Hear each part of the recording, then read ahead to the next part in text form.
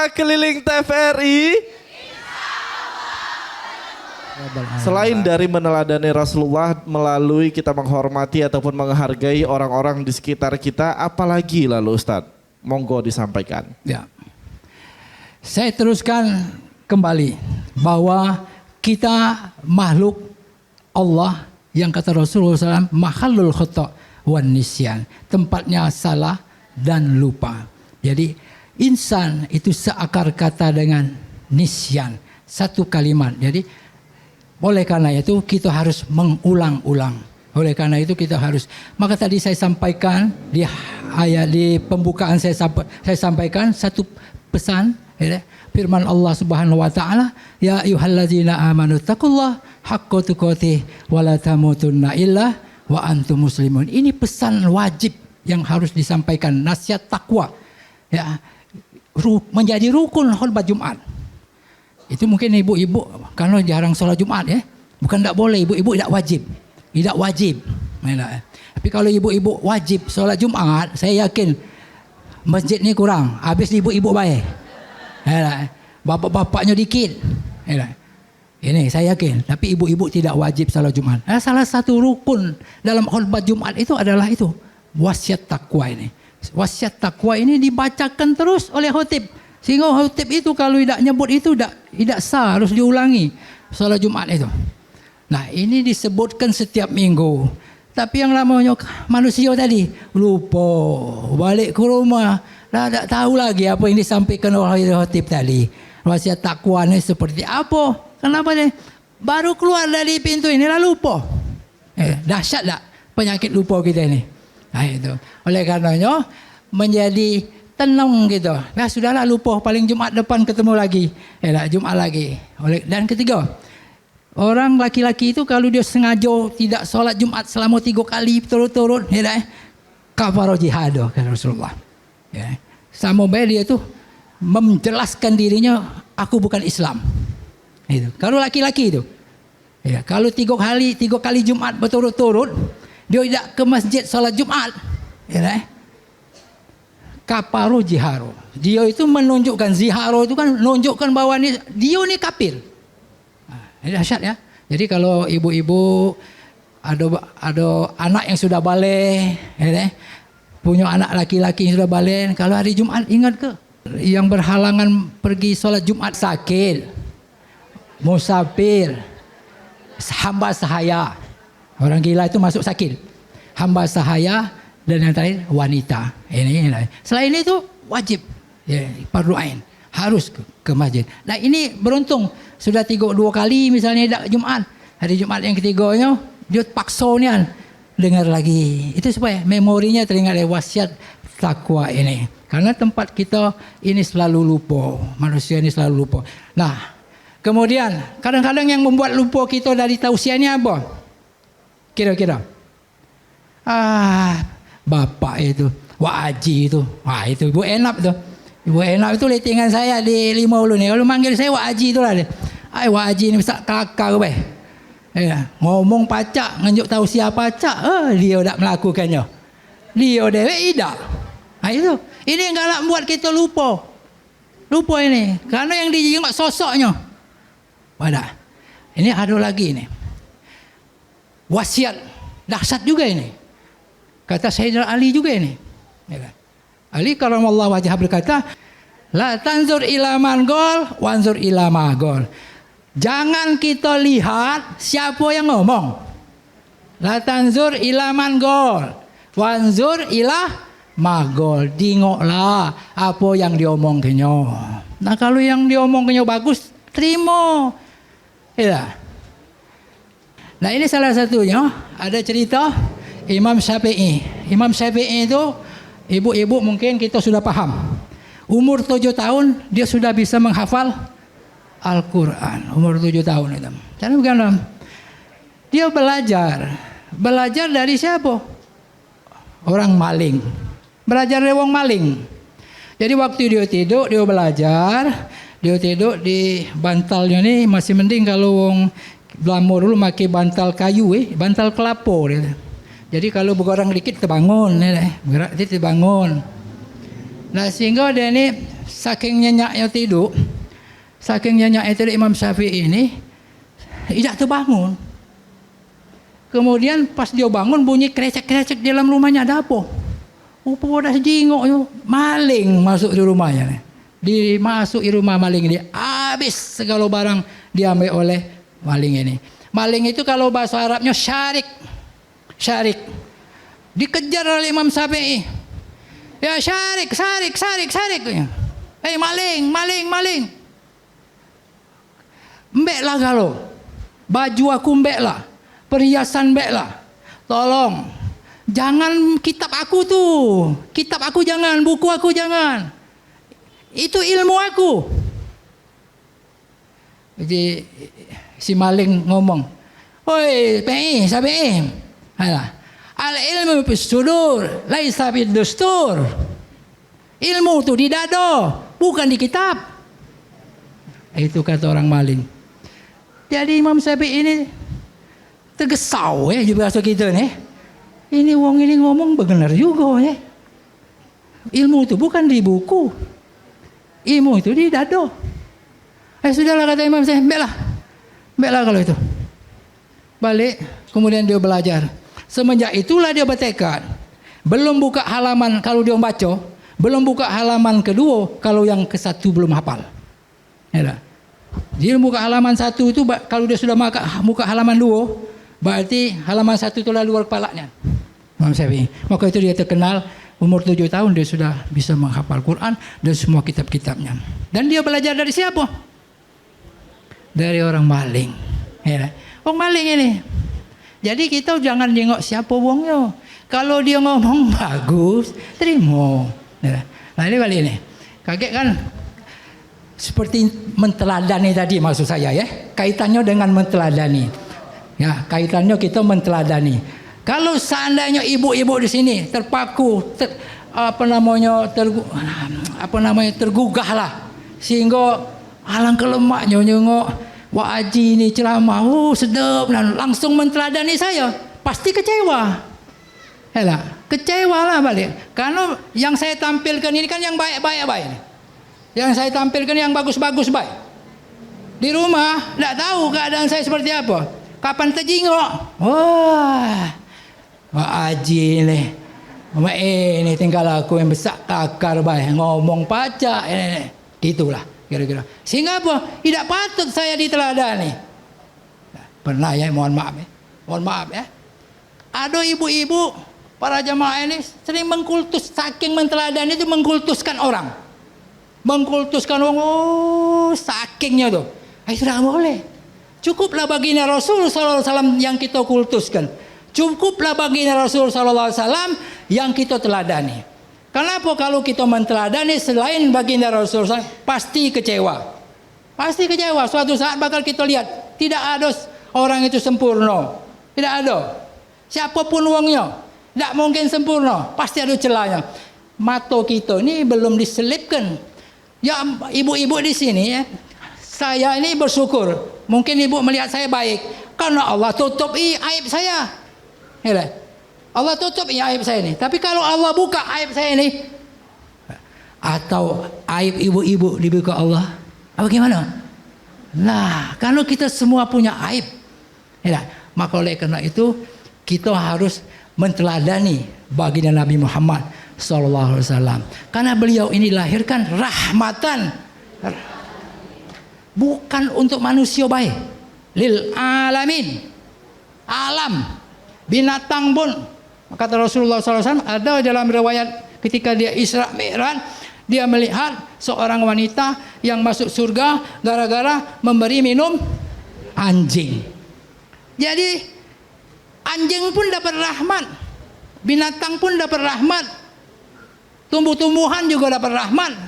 Bukan kita baik sebagai manusia. Rahmatan lil alamin. Bangsa-bangsa lain yang bukan seagama dengan kita pun mendapatkan rahmat. Jadi bagi kita, supaya kita ingat omongan ini, nasihat-nasihat ingat, itu tadi. Kita perhatikan apa yang dia sampaikan. Kita resapi yang dia sampaikan, terlepas siapa yang nak ngomong. Siapa yang nak ngomong terima. Kalau bagus terima. Nah kalau tidak bagus buang. Kemudian bagi yang ceramah, bagi yang menyampaikan, dai, ingat dalil Al-Quran ini tadi. Karena dia apa? Akan Allah laknat dia. Laknatnya kapan? Tidak hanya di dunia, di akhirat. Atau mungkin di dunia ini Allah berikan laknatnya. Allah buka aibnya dan lain-lain. Wah, ternyata memang benar nian. Banyak pacak ngomong si ceramah itu. Inilah kira-kira bagaimana kita mensiasati supaya kita ini tidak lupa kepada apa yang kita dengar dalam sehari-hari kita ini, Brahman. Oke, Masya Allah, luar biasa. Tapi Ustadz, ada PR kembali Ustadz, sesuai yang sudah disampaikan di awal bahwa kita hidup tidak di zamannya Rasulullah. Kita tidak melihat langsung bagaimana Rasulullah menjalani kehidupannya. Lalu bagaimana supaya kita tetap yakin untuk menjadikan beliau sebagai contoh, supaya memang kita terpaut dengan kuat di hati Ustadz, bahwa setiap tindak tanduk kita harus sesuai dengan tuntunan oleh Rasulullah. Tapi jangan dijawab dulu Ustadz, nanti kita akan lanjutkan kembali. Tetap di Dakwah Keliling TVRI, insya Allah penuh berkah.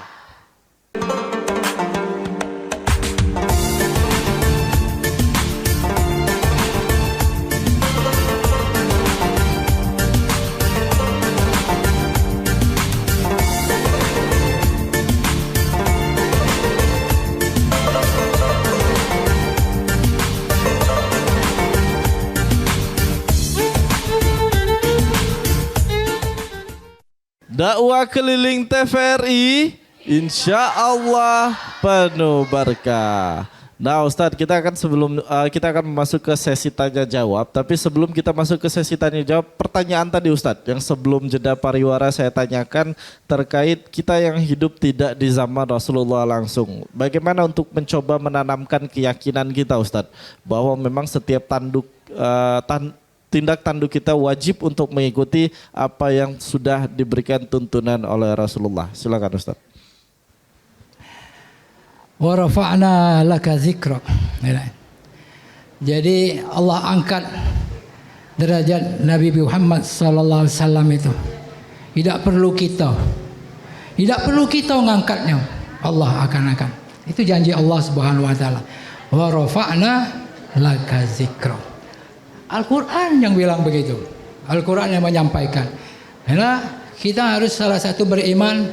Rukun iman itu antuk minabillah wa malaikatihi wa kutubihi wa rusulihi wal qadari khairi wa tu'minu bil qadari khairi syarri wa kulli. Ada 6. Percaya kepada Allah, pada kitab-kitabnya, para rasulnya, pada malaikat-malaikatnya, qada dan qadar dan hari akhirat. Nah, kita percaya itu. Bahkan menteladani Rasul sallallahu alaihi wasallam ini bukan karena kita baru tahu, ya, oh ini Rasul kita, bukan. Pada dahulu dalam riwayat ketika Nabi Allah Adam dikeluarkan, kita cerita bla-blanya banyak yang apa Nabi Allah Adam dikeluarkan, itu sudah rencananya Allah Subhanahu wa taala. Allah sudah berencana lain sehingga Nabi Allah Adam dan Siti Hawa dikeluarkan dari surga. Ketika nak berpisah dari surga, nak turun di dunia, Nabi Allah Adam itu baru bisa melihat di pintu surga. Pintu surga itu tertulis, ada tulisan La ilaha illallah Muhammadur Rasulullah. Nah, kaget Nabi Allah Adam. Siapa ini? La ilaha illallah. Tahu Nabi Adam, tiada Tuhan selain Allah. Tapi Muhammadur Rasulullah. Ini baru. Tinggal Rasul Nabi Allah Adam berharap dengan Tuhan, ya Allah, siapa katanya? Muhammad ini. Maka Allah menyampaikan dalam hadis qudsinya, hai Adam, aku tidak akan ciptakan kau kalau bukan untuk kehadiran baginda Nabi Muhammad sallallahu alaihi wasallam. Jadi Nabi Allah Adam ini, Nabi kita Muhammad sallallahu alaihi wasallam ini bukan kita wong yang sudah hidup setelah dia ini, wong yang belum hidup. Yang belum hidup di masanya pun mengingat dan minta kepada Allah nak nyingok. Sehingga Allah berikan satu kesempatan kepada Nabi Allah Adam. Kau buka jempolnya. Jempol Nabi Adam dibuka, baru dia lihat, oh inilah Nabi Allah kita Muhammad sallallahu alaihi wasallam. Nabi Muhammad itu diperlihatkan oleh Allah Subhanahu wa taala melalui jempolnya Nabi Allah Adam. Maka itu kalau ini ada azan ya dalam syariat itu ya. Kalau azan kita mendengar asyhadu alla ilaha illallah, kemudian asyhadu anna muhammadar rasulullah. Kita ni mengusap jempol kita sambil baca marhaban bihabibi wa qurrati ayni bi haqqi sayyidina Muhammad sallallahu alaihi wasallam. Kemudian kita berikan ini jadi syifa ya.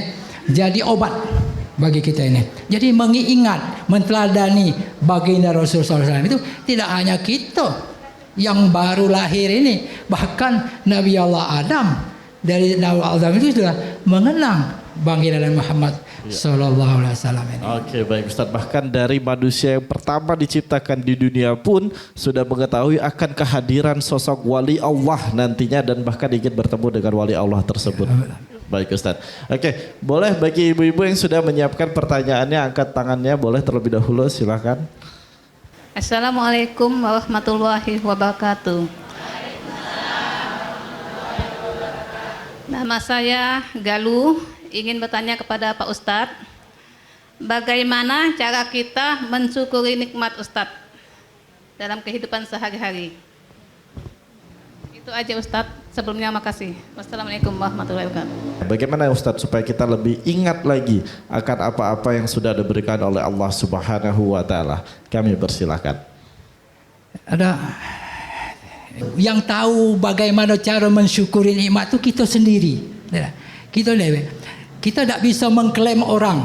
Kau ni tak mensyukuri nikmat. Nikmat Allah tak bisa. Kita dewek lah yang tahu bahawa kita ini mensyukuri atau tidak mensyukuri nikmat. Kadang-kadang mulutnya lebar saja ngatai wong, oh kau ni tak syukur ni dengan nikmat. Tak tahu. Karena kita ni cuma bisa melihat tapi tak bisa mendalami orang tu. Yang tahu itu kita dewek. Tapi contohnya seperti ini baik. Kalau kita nak tunjuk contoh, ini kira-kira peci. Kalau saya taruh di dengkul, pas tak ini? Ini salah. Atau baju ini, tapi saya pakai jadi celana, itu tidak pas. Nah, kira-kira begitulah kita ini mensyukuri nikmat ini. Apa yang kita peroleh, kita sesuaikan keperuntukannya. Sesuaikan dengan peruntukannya untuk apa? Tadi saya sampaikan di awal, cukuplah Islam sebagai nikmat yang besar. Nah, Islam ini kita gawe kita guna ke. Nah, ini bentuk bahwa kita mensyukuri nikmat itu. Harus. Dan kita akan lanjutkan kembali ke sesi pertanyaannya. Kami persilakan Ibu, silakan angkat tangannya. Assalamualaikum warahmatullahi wabarakatuh. Perkenankan nama saya Haja Nurbaiti dari Majelis Taklim Raudatus Salikin 5 Ulu Kedukan Darat. Pak Ustadz, di sini kami ingin menanyakan sedikit. Kami sudah mencatat pertanyaan tadi ya. Bagaimana dan apa amalan agar mendapatkan syafaat baginda Rasulullah Sallallahu Alaihi Wasallam? Demikian Pak Ustadz. Tadi saya sampaikan singkat sebelum ini tadi, wa rafa'na laka zikrak. Ya, Allah mengangkat Rasul itu tanpa tidak usah kita sebut-sebut juga, Allah akan angkat Rasul itu. Ini pertanyaan ibu itu arahnya juga ke situ. Rasul SAW setiap saat mungkin kita dengar Tapi kita juga lupa bahwa ketika Rasul akan wafat, siapa yang diingatnya? Ummati, ummati. Kita yang diingatnya. Dijanjikannya di awal tadi, siapa lagi? Umat dia tuh ya termasuk kita yang katanya berbahagialah, bahagialah yang dia beriman tapi tidak pernah melihat aku. Itu. Lah, apa dia kira-kira dalilnya? Apa kira-kira keharusan Nabi itu nak nyebut kita itu? Kenapa? Karena apa? Kecintaan Nabi Muhammad sallallahu alaihi wasallam dengan umatnya. Lah cinta Rasul ini bertepuk sebelah tangan kalau kita tidak juga mencintai Rasul. Gitu. Terus bagaimana kita nih supaya kaget mendapatkan apa tadi, Pak? Ya cinta kepada Rasul tadi. Cinta kepada Rasul itu mendapatkan syafaat. Salah satunya dengan cara bersolawat kepada Rasul. Kita melakukan baca salawat yang singkat jadi. Allahumma sholli ala sayyidina Muhammad wa ala ali sayyidina Muhammad. Oke, baik Ustaz, semoga paham Bu Nurbaiti ya, dan juga untuk pemirsa yang ada di rumah semoga dapat mengilhami apa yang sudah dijawab oleh Ustaz. Tapi sayang sekali Ustaz, waktu kita sudah nggak banyak Ustaz, ini sudah di penghujung acara, dan ibu-ibu sekalian yang belum sempat bertanya mungkin boleh nanti kita bertemu kembali di dakwah keliling TVRI di masjid-masjid yang akan datang. Ustaz, boleh kita kasih kesimpulan Ustaz terkait tema kita hari ini, meneladani Rasulullah SAW, wujudkan masyarakat yang berakhlak mulia. Kami persilakan. Ini kalau ceramah boleh disimpulkan, kalau doa jangan simpul.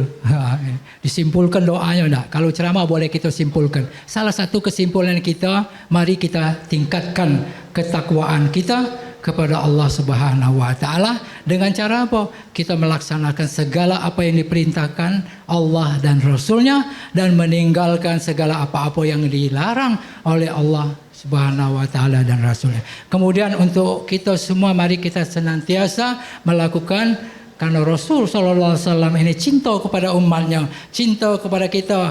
Jangan bertepuk sebelah tangan cintanya ini. Kita juga harus cinta kepada baginda Nabi Muhammad sallallahu alaihi wasallam dengan cara apa? Bersalawat kepada baginda Nabi Muhammad sallallahu alaihi wasallam. Saya kira demikian, kita simpulkan. Sekali lagi apa yang saya sampaikan ini kalau baik terima, kalau tidak baik buang. Baik Ustaz, terima kasih banyak kepada Ustaz Dr. Andes Mas Agus Ahmad Nazaruddin Nasir yang telah menyampaikan tausiahnya. Kita doakan sehat selalu dan semoga tetap semangat dalam mensyiarkan agama Allah Subhanahu wa taala. Dan juga untuk pemirsa dakwah keliling TVRI yang di rumah, kami ucapkan terima kasih telah bergabung bersama kami, dan rombongan majelis taklim yang hadir tentunya pada hari ini kami ucapkan terima kasih. Dan kepada pengurus Masjid Nurul Huda kami ucapkan terima kasih telah menyediakan tempat yang nyaman untuk beribadah dan untuk bertausiah hari ini. Akhir kata, saya Swana Rahmat Putra mewakili kerabat kerja yang bertugas. Kita akan bertemu kembali dalam dakwah keliling edisi yang selanjutnya. Untuk itu kami pamit undur diri. Wassalamualaikum warahmatullahi wabarakatuh. Waalaikumsalam warahmatullahi wabarakatuh. Dakwah keliling TVRI insya Allah penuh berkah. Assalamualaikum warahmatullahi wabarakatuh. Waalaikumsalam warahmatullahi wabarakatuh. Allahumma salli wa sallim wa barik alaihi.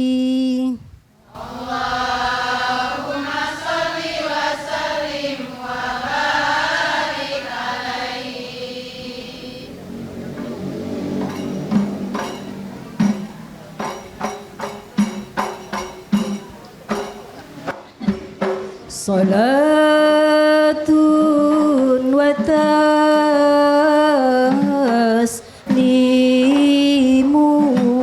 wa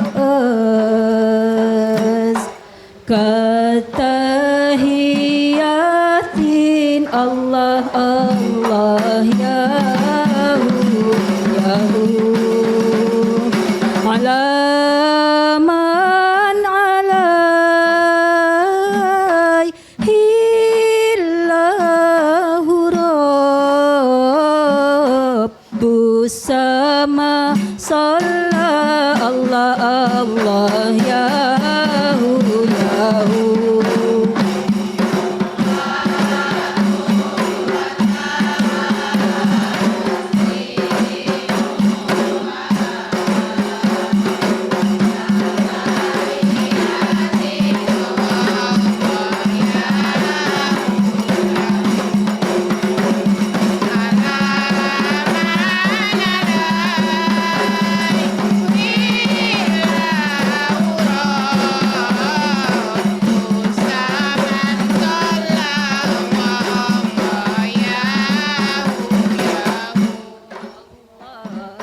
بشهر ربيع